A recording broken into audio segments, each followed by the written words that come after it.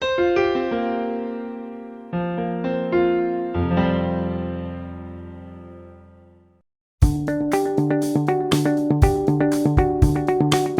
response of community philanthropy organizations to the COVID-19 pandemic.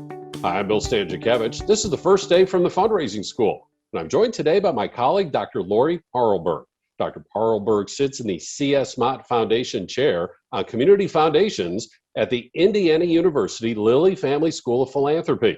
And at our school, she and her colleagues are taking a look at community foundations and United Ways and what they've been doing to raise and grant out money in response to the pandemic. And Laurie, thanks so much for being back with us to continue a conversation that we started last year as your research began.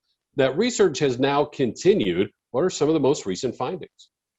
Bill, thanks for having me back. So since last March, students and faculty at IUPUI's Lilly Family School of Philanthropy and the O'Neill School and colleagues from Ohio State have been tracking the emergence and fundraising and grant making by community foundations and United Ways in response to COVID-19. And what we've learned is that there are over 1,100 organizations raising money, and they've raised approximately $1.2 billion and distributed $759 million. So almost 3/4 of it by the end of December. So we recognize that this is really a lot of money. It's a significant fundraising effort. So what we've been looking at now is not so much the amount of money raised, but the factors that are behind that, the community factors. Let me give you a little conceptual background on this. My research is at the intersection of community philanthropy. And by that, I mean that philanthropy, both individual giving and volunteering by people, and institutional philanthropy, organizational philanthropy, supported by intermediary organizations like United Ways and community foundations, takes place in a social context. Philanthropy isn't just motivated by individual factors such as altruism and values and resources, although very important. It's also influenced by the context in which the action occurs. And so I focus on that place-based context, and that's what we've been looking at now related to the COVID-19 fund. COVID-19 is a perfect event to study community context because it's hard to study the relationship between community and philanthropy because they both influence each other. They have a reciprocal relationship. But COVID-19 allows us to look at how pre-existing community factors are associated with the emergence of funds and the size of funds raised. So we've got a couple of really interesting findings. First of all, one thing that will not be a surprise is that larger organizations and organizations with larger staff were more likely to start a fund, and they raise more money. And this includes controls for almost everything else you can think about in the community. Similarly, we find that community philanthropic organizations are more likely to start a fund and raise more money in economically advantaged communities. By that, I mean communities with high levels of education, high income earners, and high percentage of earners in managerial positions. Now, this isn't a surprising finding, but of course, it has important implications for issues of equity. And this is particularly important as we have relied upon local philanthropy as a partner in disaster response. And as we become increasingly aware of the disparities in COVID-19 around issues of race, culture, and class, this finding has really important implications which we are still digging into. But I'd like to focus on two other findings that we had. First of all, one of our most surprising findings was that social connections in the community matter. Well, of course, that isn't that surprising, but the nature of the relationships that we found were. We had expected that close-knit communities where residents had lived for a long time and had a dense network of nonprofit and faith-based associations would be more likely to support a COVID-19 fund. But we found that wasn't the case, actually just the opposite. In these communities, they were both less likely to have a fund and their fundraising levels were lower. So what does this mean? Well, first of all, it doesn't seem to mean that these communities are any less generous, but perhaps what we think is happening is that in these formal communities, formal funds are playing less of a significant role. They're less important than perhaps informal giving or supporting other organizations. I had one community foundation leader describe this to me as leading from behind. And so about $1.2 billion have been raised by about 1,100 funds. About 800 billion of those dollars, a million of those dollars have been re-granted out. Laurie, do we have any indication on the preponderance of grant recipients, where those dollars are being targeted in terms of COVID relief? What types of nonprofits have been receiving that money? Well, Bill, that's actually our next piece that we'd really like to get to. That data is really harder to get, but what we do know from descriptions is it's across a variety of fields.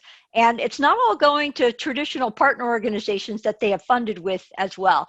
Some organizations have been making grants out to individuals, a lot of faith-based initiatives, and in some communities, we're even seeing some loans and gifts being made to small businesses. And you also have this phrase, political signaling, that has been emerging from your data and is part of your findings. Help fundraisers understand that aspect of your study, please. Yeah, so Bill, that's really a great question, because that's one of the findings that has been really most interesting to us. So when we think about the capacity to take action, we know that the political context matters. And so we were looking at the relationship between what we call political capital, government's willingness to take action. We looked at it in two different ways. One is political ideology, and we used a simple measure of Republican versus Democrat, the percentage of voters who are Republican, and we also looked at restrictions in place.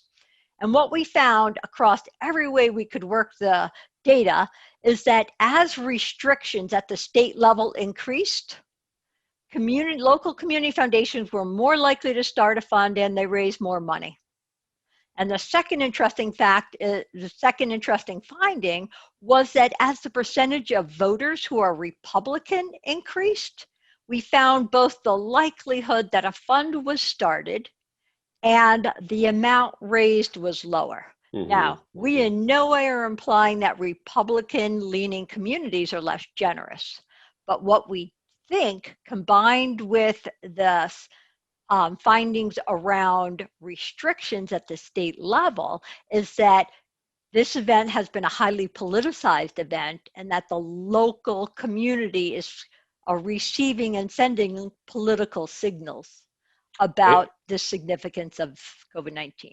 So as you described your research expertise, you talked about the intersections of community and philanthropy. And even just now in this short time together, you've described several different community factors: levels of education, levels of income, levels and types of government policy, political leanings, all these different things that the data are showing you have been influential on the development of these funds. Laurie, what sense can fundraisers make of all of this information? How can they put this into practice as they continue to fundraise throughout 2021?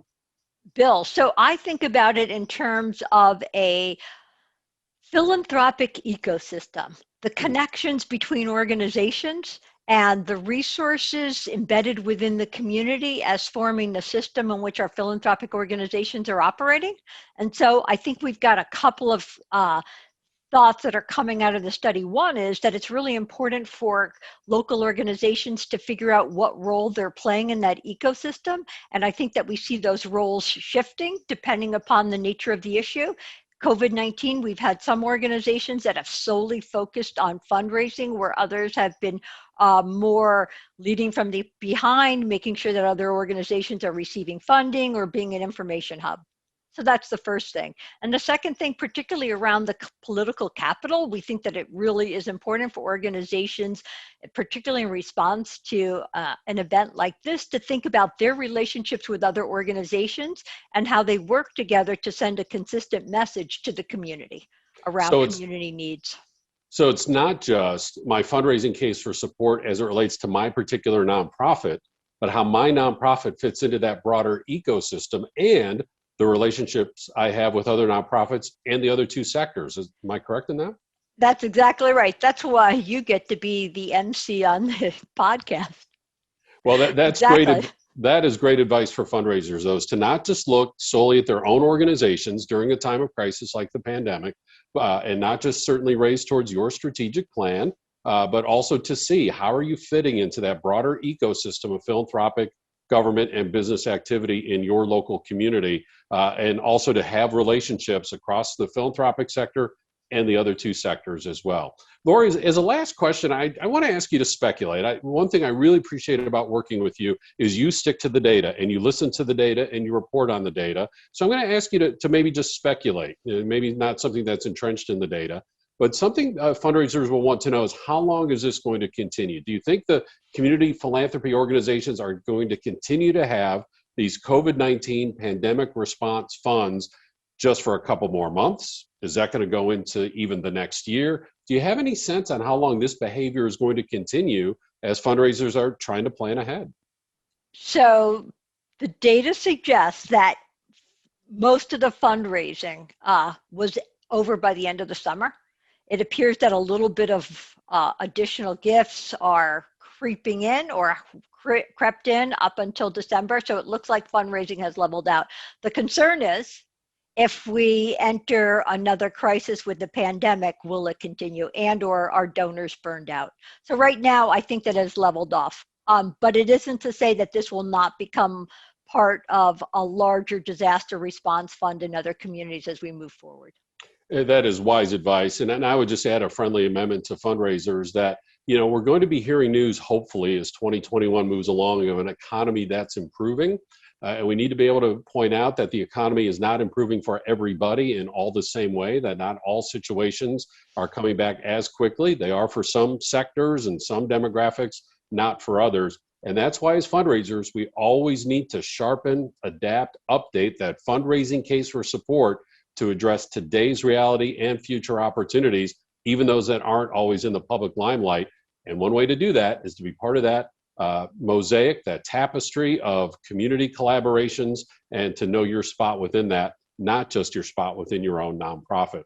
Now, for more information on research from the Indiana University Lilly Family School of Philanthropy, here's the website, philanthropy.iupui.edu. Across the top toolbar, you'll see research. You'll have a free pull down, and the research is available there for you to utilize. Now, a couple spots over on the top toolbar, you'll see professional development.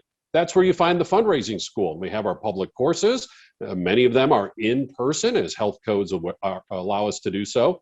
Some of the courses are online, asynchronous, meaning recorded. Others are synchronous, meaning live. And all those public courses you can attend with a crisis response scholarship that reduces the registration fee by 50%. Our custom training can be tailored just for your nonprofit, your association, your community, your county, Laurie Paarlberg, and we can bring that training right to your nonprofit as well. We have these free podcasts, quarterly webinars, Fridays with the Fundraising School, and again, all available online at philanthropy.iupui.edu. With Dr. Laurie Paarlberg, I'm Bill Stanczykiewicz, and now you are more fully informed on this first day from the Fundraising School.